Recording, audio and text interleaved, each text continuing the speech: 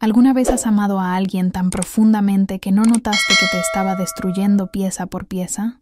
Yo sí, y para cuando me di cuenta de lo que estaba pasando, apenas me reconocía a mí misma. Mi nombre no importa, pero mi historia sí importa, porque en algún lugar allá afuera, alguien podría estar viviendo lo que yo sobreviví, y necesito que sepas que hay una salida. Siempre hay una salida, incluso cuando cada puerta parece cerrada con llave, y cada ventana parece tener barrotes. Déjame llevarte al principio, al momento en que conocí al hombre que se convertiría tanto en mi pesadilla como en el catalizador de la versión más fuerte de mí misma que nunca supe que existía. Era un martes por la tarde a finales de septiembre cuando nuestras miradas se encontraron por primera vez a través de esa cafetería abarrotada, y recuerdo haber pensado que tenía la sonrisa más amable que jamás había visto. ¿No es aterrador lo equivocados que podemos estar sobre alguien? ¿Cómo la máscara que llevan puede ser tan convincente que confundimos veneno con medicina, cadenas con joyas y una jaula con un hogar? Tenía 26 años. Trabajaba como diseñadora gráfica para una pequeña agencia de publicidad. Vivía en un apartamento modesto con mi gata Luna y genuinamente creía que tenía mi vida resuelta. No estaba buscando amor. No estaba buscando a alguien que me completara, porque me sentía completa por mi cuenta.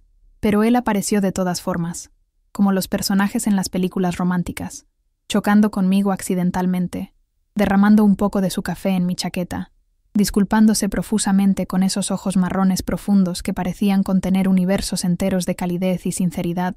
Su nombre era Marcos, y me dijo que era arquitecto, que acababa de mudarse a la ciudad por una nueva oportunidad de trabajo, que no conocía a nadie aquí, y esperaba hacer conexiones genuinas. La forma en que hablaba era hipnotizante, cada palabra cuidadosamente elegida, cada pausa perfectamente sincronizada, cada gesto aparentemente auténtico y vulnerable. Me preguntó si podía comprarme otro café para compensar el derrame, y me reí, y dije que sí. Y ese único sí cambió toda la trayectoria de mi vida de maneras que no podría haber imaginado en mis pesadillas más oscuras. Esas primeras semanas se sintieron como un cuento de hadas, escrito específicamente para mí. Marcos era atento de maneras que nunca había experimentado antes. Recordaba cada pequeño detalle que mencionaba al pasar, el tipo de flores que me encantaban, el autor cuyos libros coleccionaba, el recuerdo de la infancia que me hacía reír hasta llorar. Aparecía en mi lugar de trabajo con mi almuerzo favorito, dejaba notas escritas a mano en el parabrisas de mi coche con poesía que afirmaba escribir solo para mí, y me enviaba mensajes de buenos días antes de que me despertara y de buenas noches después de que me durmiera. Mis amigos estaban encantados por mí, diciéndome que finalmente había encontrado a alguien que verdaderamente me veía, que me valoraba, que quería construir algo real y duradero. Mi madre, usualmente escéptica de los hombres con los que salía, en realidad aprobó a Marcos después de conocerlo solo una vez. Era encantador y respetuoso, preguntándole sobre su jardín y su club de lectura, y realmente escuchando sus respuestas con lo que parecía interés genuino. Incluso Luna, mi gata típicamente distante que odiaba a cada persona que había traído a casa, se acurrucó en su regazo durante su segunda visita a mi apartamento. Cada señal apuntaba a que esto estaba bien, a que él era la persona que estaba destinada a encontrar, a que estábamos construyendo algo hermoso juntos. Pero esto es lo que no entendía entonces, lo que desearía que alguien me hubiera enseñado antes de que necesitara aprenderlo a través del sufrimiento. Los depredadores no se revelan inmediatamente. Te estudian primero, aprendiendo tus debilidades, tus miedos, tus deseos, tus vulnerabilidades.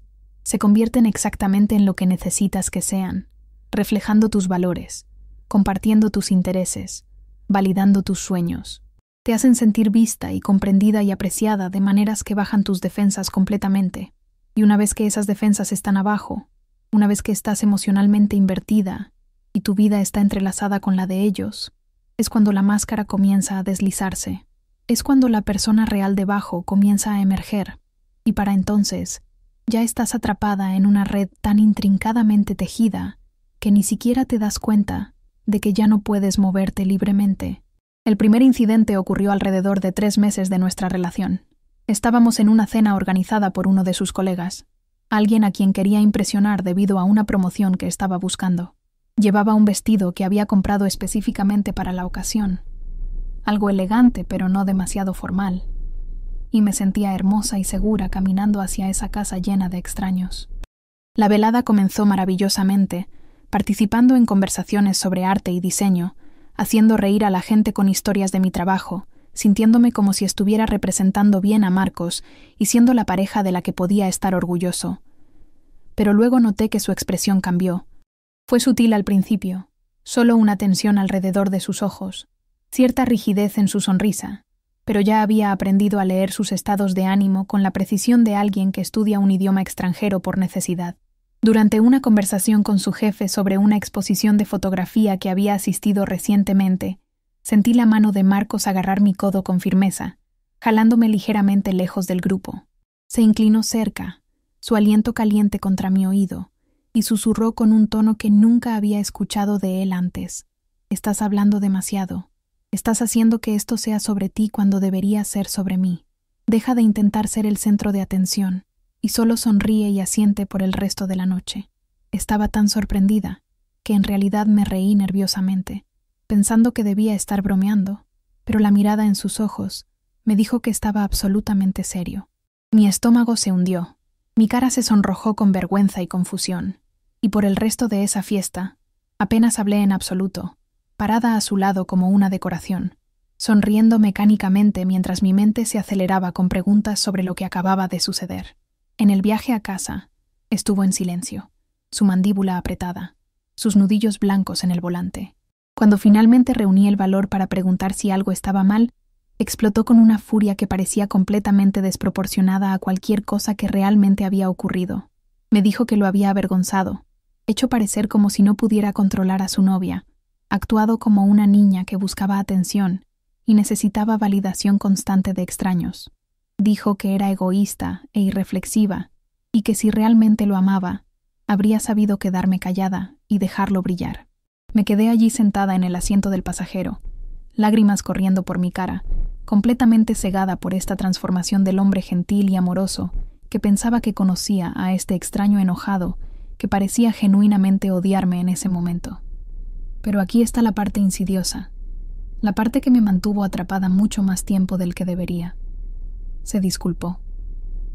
A la mañana siguiente, apareció en mi puerta con flores y lágrimas en sus ojos, diciéndome que no sabía qué le había pasado, que había estado bajo tanto estrés en el trabajo, que nunca le había hablado así a nadie antes y estaba horrorizado por su propio comportamiento.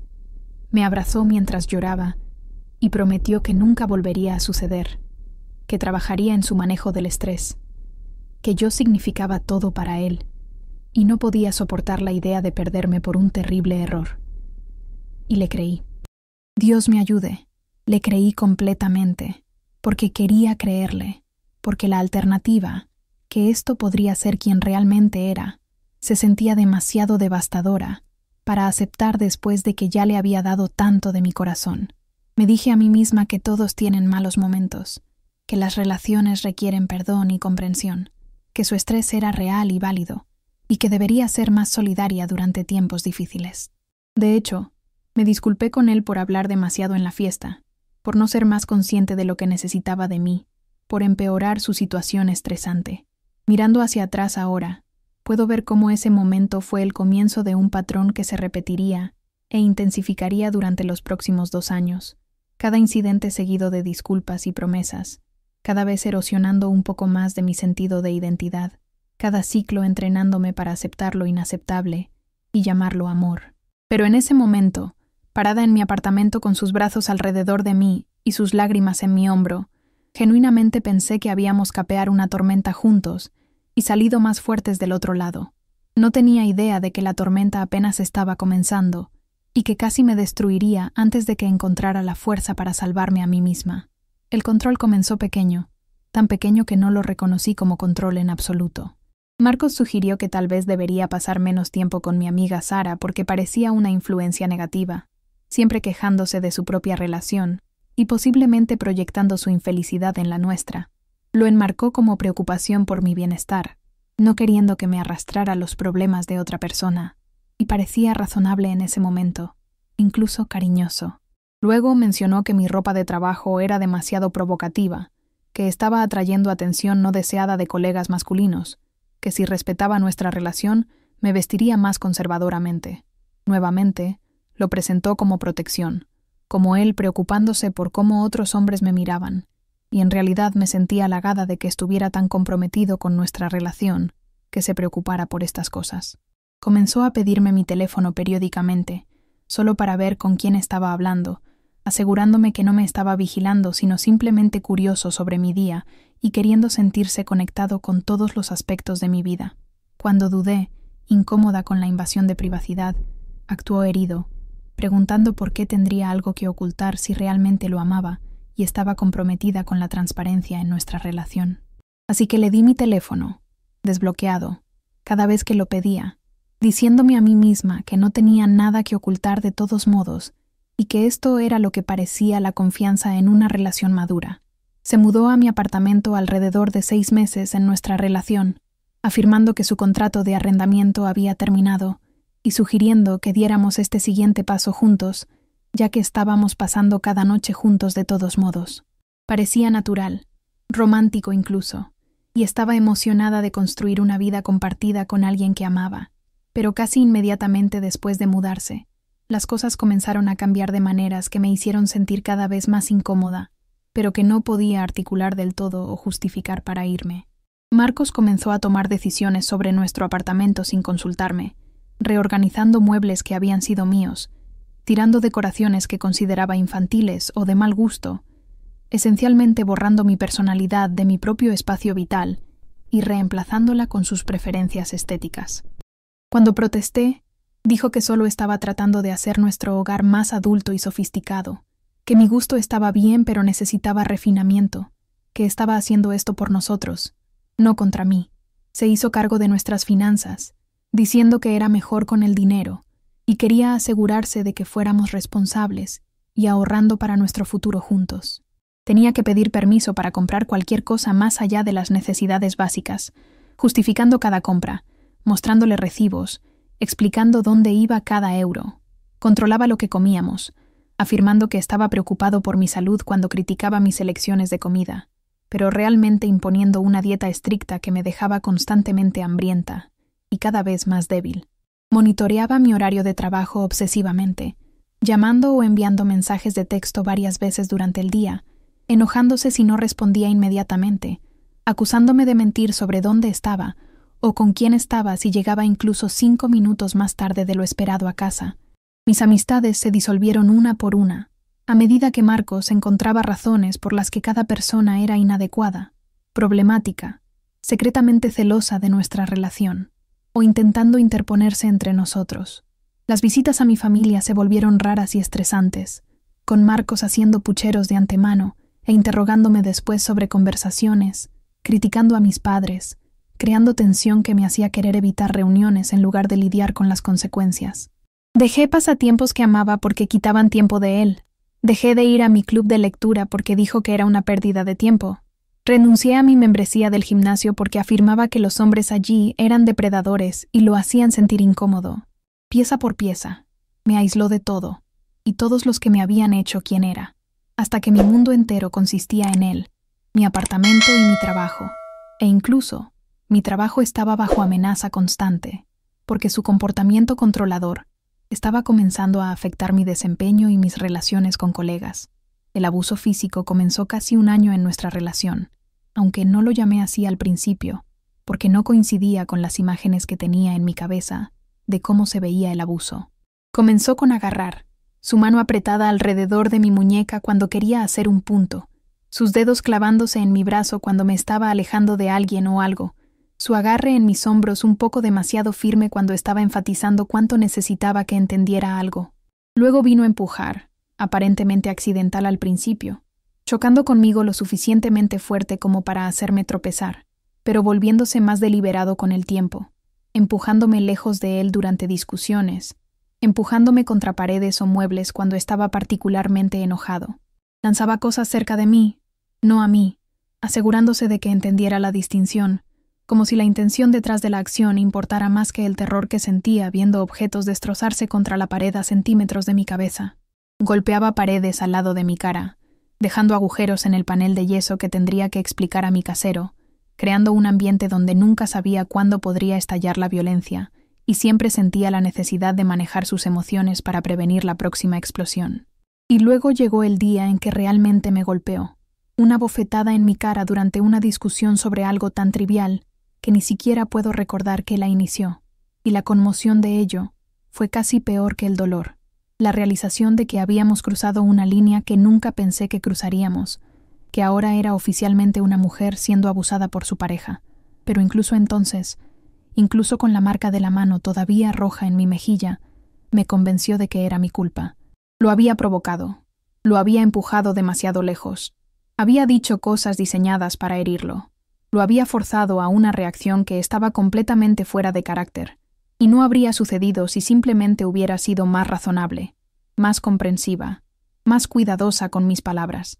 Y le creí, o al menos quería creerle, porque aceptar que estaba en una relación abusiva significaba aceptar que había cometido un terrible error, que había desperdiciado casi un año de mi vida, que era más débil y más tonta de lo que jamás había imaginado posible.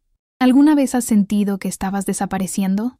No muriendo, exactamente, pero lentamente desvaneciéndote, como una fotografía dejada demasiado tiempo al sol, todos tus colores sangrando hasta que apenas eres visible ya. Así es como se sentía vivir con Marcos durante esos meses más oscuros. Dejé de reconocerme en el espejo, no solo porque había perdido tanto peso, o porque a menudo había moretones que tenía que cubrir con maquillaje, sino porque la persona que me devolvía la mirada tenía ojos muertos, sin chispa, sin alegría, sin lucha restante. Me movía por mis días como un fantasma, pasando por los movimientos del trabajo y la vida hogareña, pero sin estar realmente presente en ningún espacio, siempre calculando en el fondo de mi mente cómo mantener feliz a Marcos, cómo evitar desencadenar su ira, cómo hacerme más pequeña y más silenciosa y menos amenazante para su frágil ego. Mis compañeros de trabajo notaron el cambio en mí, varios preguntando si estaba bien, si algo estaba mal en casa, pero les aseguré que todo estaba bien, que solo estaba cansada o estresada, o lidiando con algunos problemas personales que prefería no discutir. Las mentiras venían tan fácilmente para entonces, practicadas y suaves, y genuinamente creía que estaba protegiendo a Marcos, y nuestra relación manteniendo la fachada de que todo era perfecto a puerta cerrada. Mi madre llamaba con menos frecuencia porque nuestras conversaciones se habían vuelto tensas y superficiales, yo incapaz de compartir algo real sobre mi vida, ella percibiendo que algo estaba mal pero sin saber cómo alcanzarme a través de las paredes que había construido. Dejé de publicar en redes sociales, porque Marcos monitoreaba todo lo que compartía, y tenía opiniones sobre cada foto, cada pie de foto, cada interacción, haciendo más fácil simplemente desaparecer de ese espacio por completo, que navegar su constante crítica y control. Me convertí en una cáscara de la persona vibrante, segura y creativa que había sido antes de que Marcos entrara en mi vida, y lo peor era que lo había dejado suceder. Había participado en mi propia desaparición aceptando su narrativa de que yo era el problema, que necesitaba cambiar, que si pudiera ser mejor y más perfecta y más cuidadosa, entonces todo estaría bien, y él me amaría de la manera que desesperadamente necesitaba ser amada. El punto de quiebre llegó un viernes por la noche en marzo, casi 2 años en nuestra relación, durante lo que debería haber sido una celebración de mi promoción en el trabajo. Me habían ofrecido un puesto de diseñadora senior, con un aumento significativo, y más control creativo sobre proyectos, algo por lo que había trabajado increíblemente duro para lograr a pesar del caos en mi vida personal. Estaba emocionada de decirle a Marcos, esperando que estuviera orgulloso de mí, esperando que estas buenas noticias pudieran aliviar algo de la tensión que se había vuelto constante en nuestro hogar. Pero cuando llegué a casa y compartí mis noticias, su rostro se oscureció inmediatamente. En lugar de felicitaciones, me interrogó sobre quién más había sido considerado para el puesto, si alguno de mis colegas masculinos también había aplicado, cómo había logrado ser promovida cuando sabía que mi desempeño laboral había estado sufriendo. Me acusó de acostarme con mi jefe, de usar mi cuerpo en lugar de mi talento para avanzar en mi carrera, de ser una puta que lo había traicionado mientras fingía estar comprometida con nuestra relación. Las acusaciones eran tan absurdas y hirientes que en realidad me reí en shock, lo que lo enfureció aún más. Me agarró por la garganta, me estrelló contra el refrigerador, y por primera vez en nuestra relación, genuinamente pensé que podría matarme. Sus manos apretaron más fuerte mientras gritaba en mi cara, saliva volando, sus ojos completamente salvajes e irreconocibles, y no podía respirar, no podía hablar, no podía hacer nada excepto arañar débilmente sus manos y sentir mi visión comenzando a oscurecerse alrededor de los bordes. Y luego, tan repentinamente como comenzó, se detuvo. Me soltó y colapsé al suelo, jadeando y ahogándome y llorando, mientras él se paraba sobre mí respirando pesadamente y mirando sus propias manos como si no las reconociera. No se disculpó esta vez, no lloró, ni rogó perdón, ni prometió cambiar.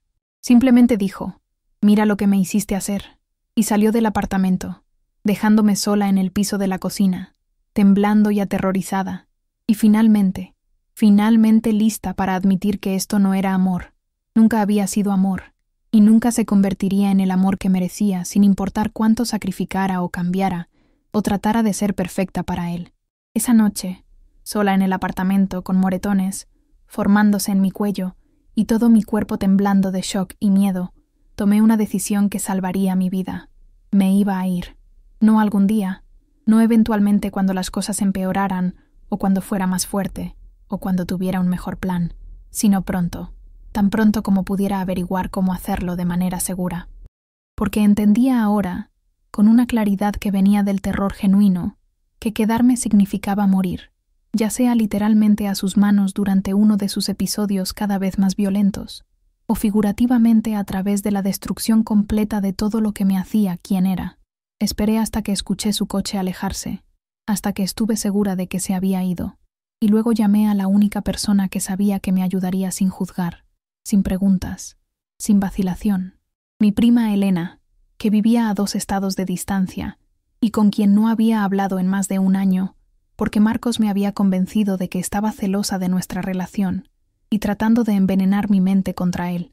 Ella respondió al segundo timbre, y cuando escuchó mi voz, quebrada y aterrorizada y desesperada, no dijo «te lo dije» o preguntó por qué había esperado tanto tiempo, o me hizo sentir peor de lo que ya me sentía. Simplemente dijo «voy a buscarte. Empaca lo que puedas meter en una maleta y prepárate para irte cuando llegue. Vas a estar bien. Te prometo que vas a estar bien». Y algo sobre escuchar esas palabras de alguien que me amaba incondicionalmente, que no quería nada de mí excepto mi seguridad y felicidad, que no necesitaba que fuera perfecta o callada o pequeña para merecer su cuidado, rompió algo abierto dentro de mí que había estado bloqueado durante tanto tiempo. Lloré más fuerte de lo que había llorado en años, sollozando tan fuerte que tuve que amortiguar el sonido con una almohada para que los vecinos no escucharan, liberando meses y meses de emoción y miedo y dolor suprimidos por la persona que había perdido en el camino. Cuando las lágrimas finalmente se detuvieron, me levanté de ese piso de la cocina y comencé a empacar, pero dejar a Marcos resultó ser mucho más complicado y peligroso de lo que había anticipado. Elena llegó a la mañana siguiente, sábado, mientras Marcos estaba en el gimnasio para su entrenamiento regular de 2 horas, una rutina que había estado rastreando cuidadosamente durante semanas, sin darme cuenta conscientemente de que estaba planeando un escape.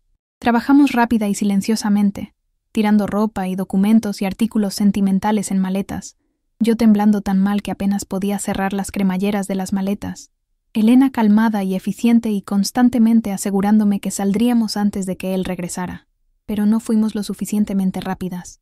Marcos entró por la puerta 45 minutos antes de lo esperado, vio las maletas empacadas y a mi prima parada protectoramente a mi lado, y su rostro pasó por una serie de expresiones que nunca olvidaré: confusión, luego comprensión, luego una rabia tan pura y aterradora que Elena instintivamente se interpuso entre nosotros. Él se lanzó hacia adelante, pero Elena es cinturón negro en karate y se puso en una postura defensiva que lo hizo pausar, lo hizo recalcular, lo hizo darse cuenta de que no podía simplemente dominarnos a ambas como había aprendido a dominarme cuando estaba sola e indefensa. En cambio, comenzó a suplicar, su voz cambiando de enojada a desesperada, lágrimas apareciendo en sus ojos mientras me rogaba que no me fuera, prometiendo que cambiaría de verdad esta vez, jurando que obtendría terapia y manejo de la ira, y lo que sea que necesitara que hiciera, diciéndome que no podía vivir sin mí y se mataría si salía por esa puerta. Era manipulador y calculado y diseñado para explotar mi compasión y sentido de responsabilidad, y me sentí tambaleándome. Sentí la culpa familiar subiendo, Sentí el impulso de consolarlo y tranquilizarlo y tal vez darle una oportunidad más. Pero Elena agarró mi mano firmemente y dijo: «Ni se te ocurra, no le debes nada. No le debes una explicación u otra oportunidad o tu vida. Nos vamos ahora». Y ella tenía razón, así que dejé que me llevara hacia la puerta. Dejé que cargara mis maletas en su coche, mientras Marcos gritaba amenazas y promesas desde la entrada. Dejé que me alejara del apartamento y la ciudad y la vida que casi me había destruido completamente. Pero el escape fue solo el comienzo de un tipo de pesadilla completamente diferente. Marcos no me dejó ir tranquila o fácilmente. Llamaba y enviaba mensajes de texto constantemente desde diferentes números cada vez que lo bloqueaba, llenando mi buzón de voz con mensajes que alternaban entre disculpas y amenazas, declaraciones de amor y amenazas de muerte a veces en el mismo mensaje. Apareció en mi lugar de trabajo, creando escenas en el estacionamiento que casi me hicieron despedir, acosando a mis colegas por información sobre dónde me estaba quedando, siguiéndome a casa cuando salía tarde por la noche. Contactó a mis amigos y familiares, difundiendo mentiras sobre mí, diciéndoles que le había sido infiel y que tenía un problema de drogas, y que le había robado dinero, tratando de aislarme aún más y volver a las personas que amaba en mi contra. Encontró la dirección de Elena de alguna manera y apareció allí en medio de la noche, golpeando la puerta y gritando que yo era suya, y nadie tenía derecho a mantenernos separados, aterrorizando a sus hijos y obligándonos a llamar a la policía. Solicité una orden de restricción. Me senté en una sala del tribunal y conté el abuso en detalle a un juez que me miraba con lástima y escepticismo en igual medida, quien otorgó la orden, pero me dijo francamente que un pedazo de papel no detendría a alguien verdaderamente decidido a hacerme daño. Y tenía razón. Marcos violó la orden de restricción repetidamente, apareciendo donde yo estaba, mirándome desde su coche, enviando regalos a mi oficina, creando perfiles falsos de redes sociales para monitorear mi actividad en línea y enviarme mensajes.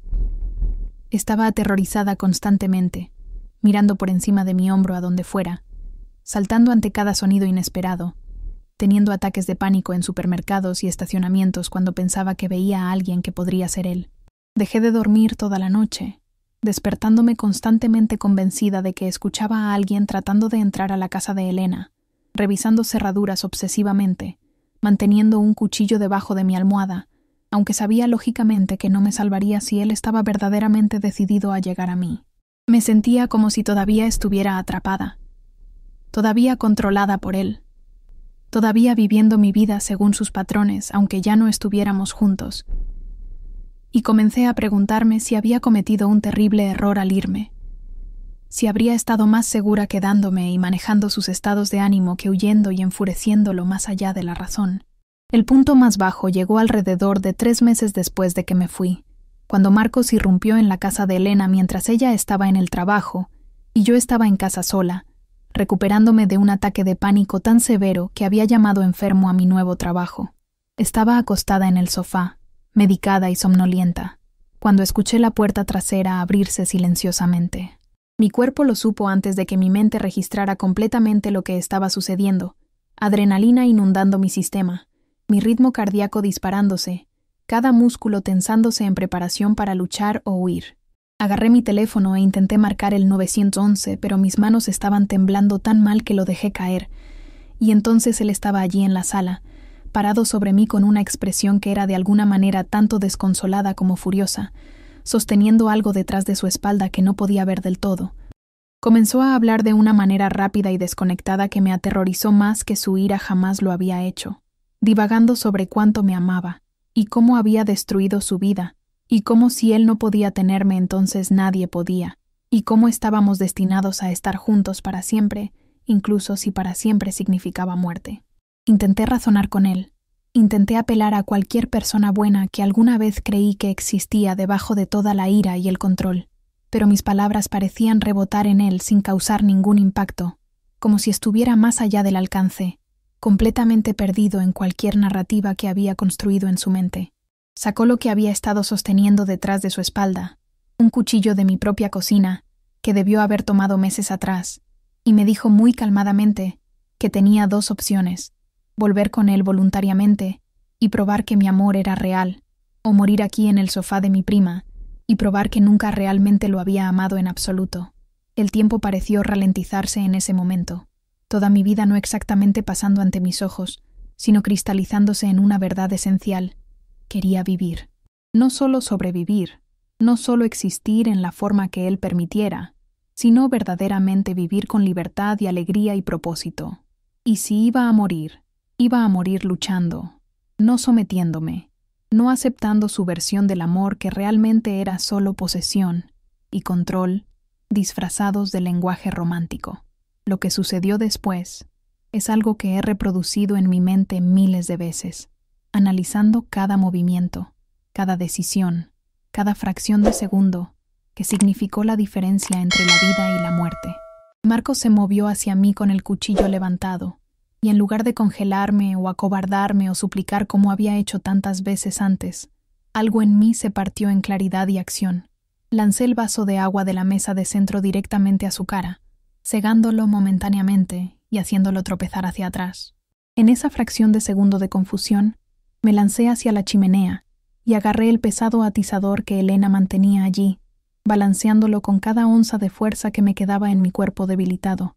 No apunté a su cabeza ni traté de matarlo, aunque tenía todo el derecho legal y moral de defender mi vida por cualquier medio necesario.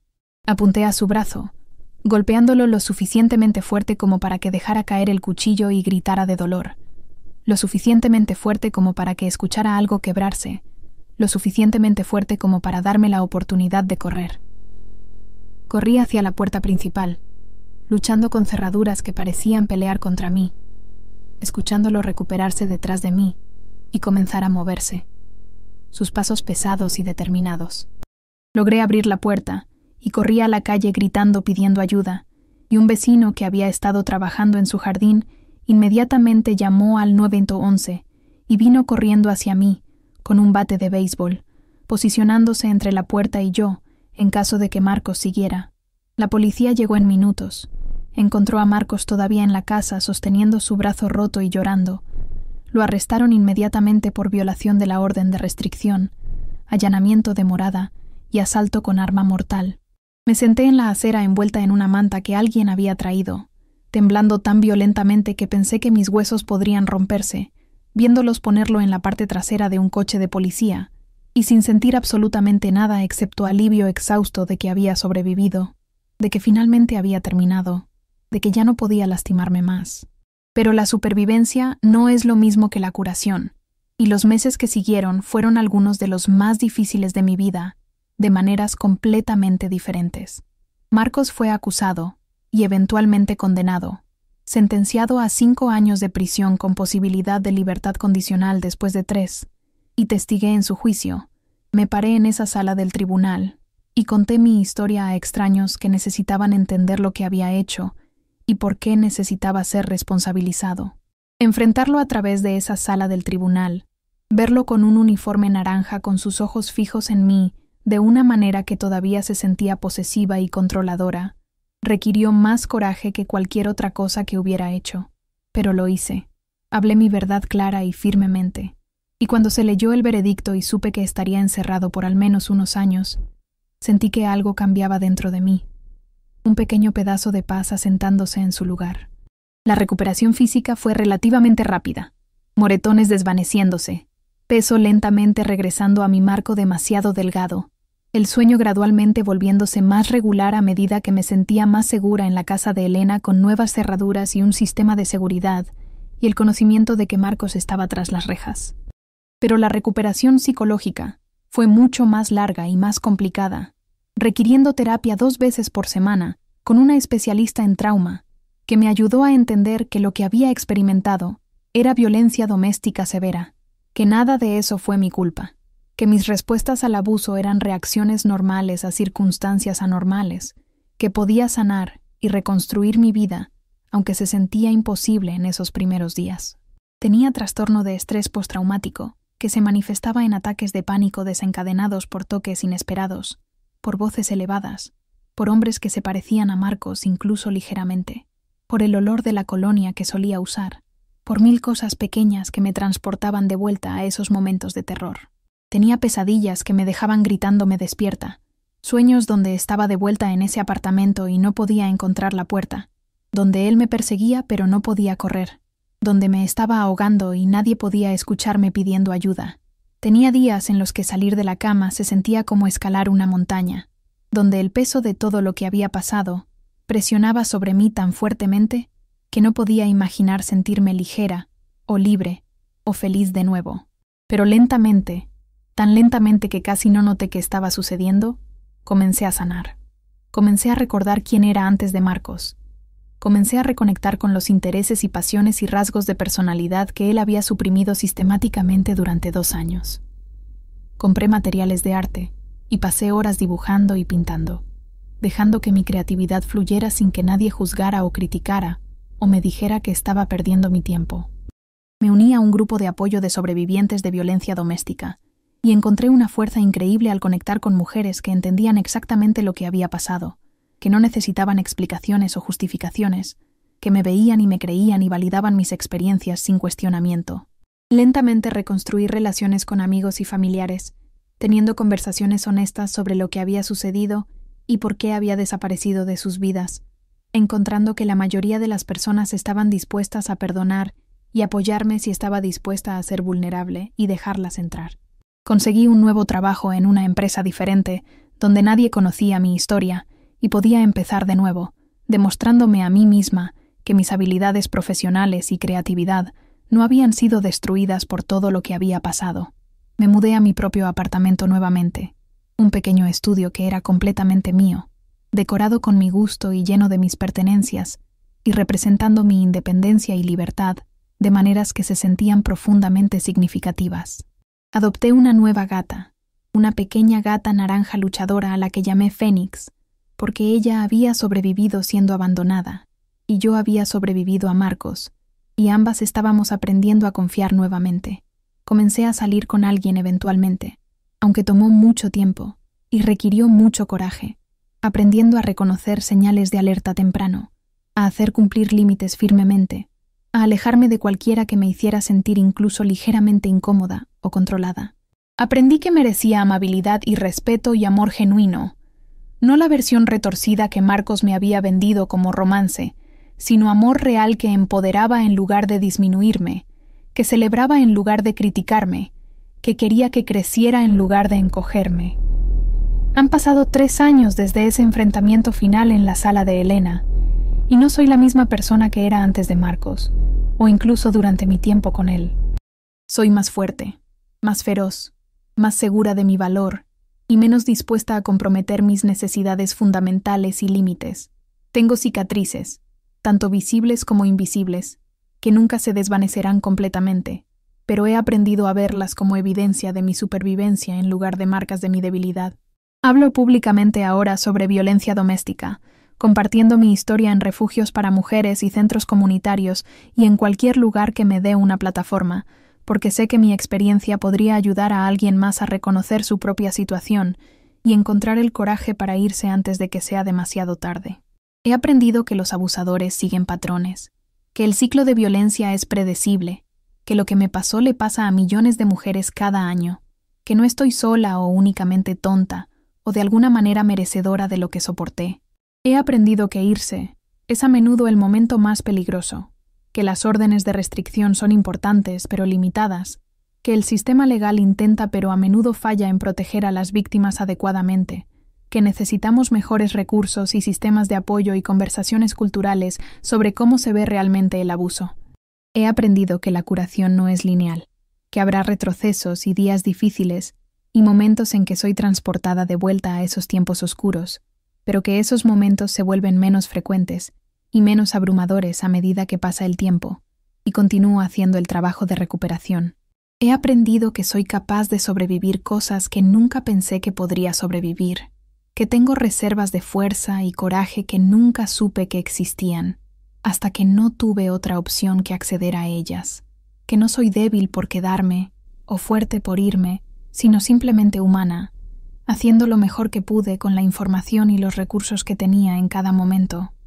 A cualquiera que esté viendo esto y se vea a sí misma en mi historia, que reconozca los patrones que estoy describiendo en su propia relación, que se sienta atrapada e indefensa y rota, Por favor, escúchame cuando digo esto. No es tu culpa. No estás loca, ni eres demasiado sensible, ni estás reaccionando exageradamente. Mereces algo mejor que esto.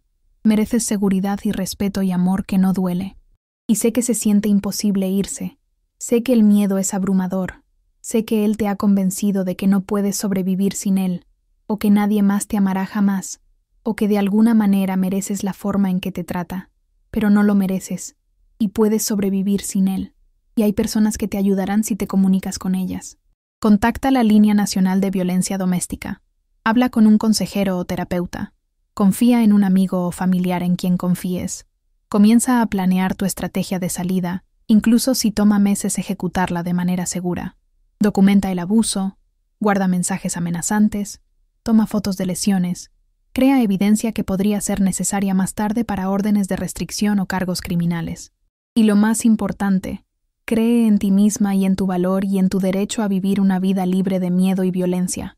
Eres más fuerte de lo que sabes, más valiente de lo que piensas, y más capaz de reconstruir tu vida de lo que parece posible ahora mismo.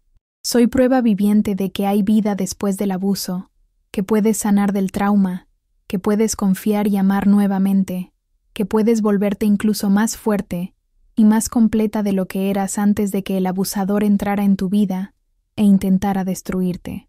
Él me quería destrozada e indefensa, pero reuní fuerzas que no sabía que poseía y luché hasta que no pudo tocarme más.